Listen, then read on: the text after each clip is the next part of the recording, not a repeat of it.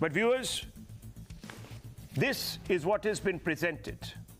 This transcript, and it's there on your screens. Now let's open this up. I don't want to stand between us and our viewers. I want to begin with you, Dr. Ranganathan and Swapnil Kothari, before I get to the politicians. Dr. Ranganathan, I'm completely gobsmacked, as they would say, flabbergasted, shocked. Here is a state government that has been saying, Parambir Singh, monster. Monster implicated our man. Told lies, is on the run. We don't know where he is. And the DGP of the state is saying, I'm being told by my political masters that are both in the Shiv Sena and the NCP to call you and offer you a deal, an indecent proposal. Can you believe it, viewers? Can you believe it, Dr. Ranganathan? I mean, I don't know what to think anymore. No, good evening, Rahul. Look, murder, Extortion, blackmail, planting bombs, commissioner on the run, commissioner accusing left and right, commissioner saying he's scared of the Mumbai police that he was controlling months ago. The underworld must be telling the Mumbai police, "Bhai, if you will do our job, what will we do?" As the meme goes, "To main kya karu, job chhod do?" No, but to be serious, Rahul, what the hell is happening here?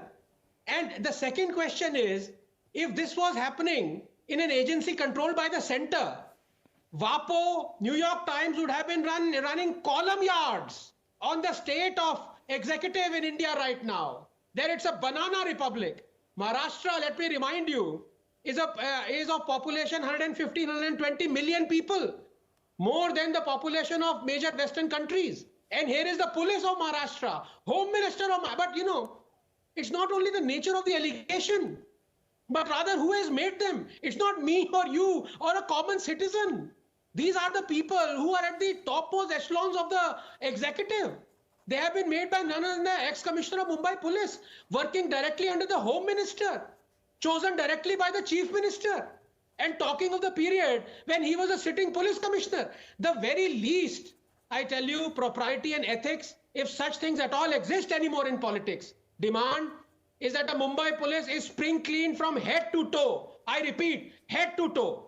Every walking hour, more and more stunning revelations are being brought out, and I congratulate you in Times Now for bringing most of them out. These are the people we pay our hard-earned money to protect us.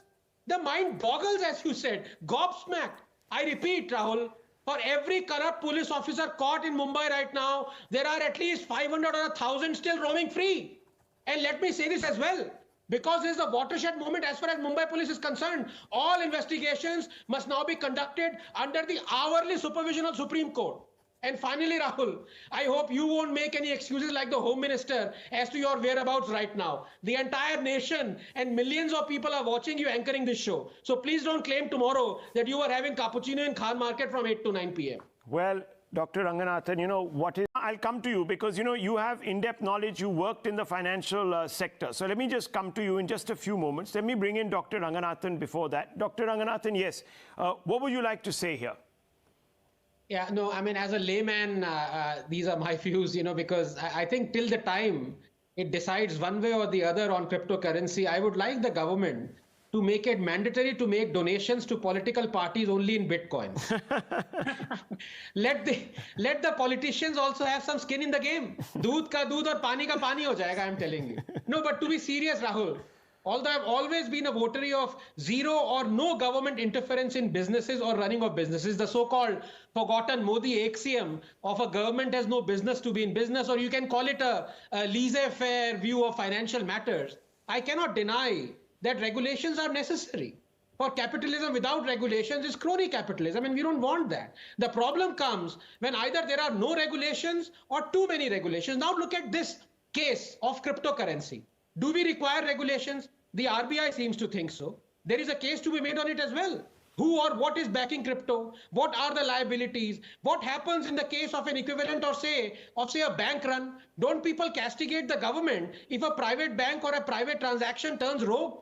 Isn't gambling banned? So there are many cases where the government steps in, or the citizens in fact desire the government to step in. On the other hand, remember what the Supreme Court actually quashed the RBI ban on crypto in 2018. But that ban quashing was not a permanent one. The Supreme Court is actually waiting for the parliament to decide. Finally, For all the environment conscious millennials and Greta Bhakts, Bitcoin network, I must tell you, generates 31 kilotons of e-waste every year.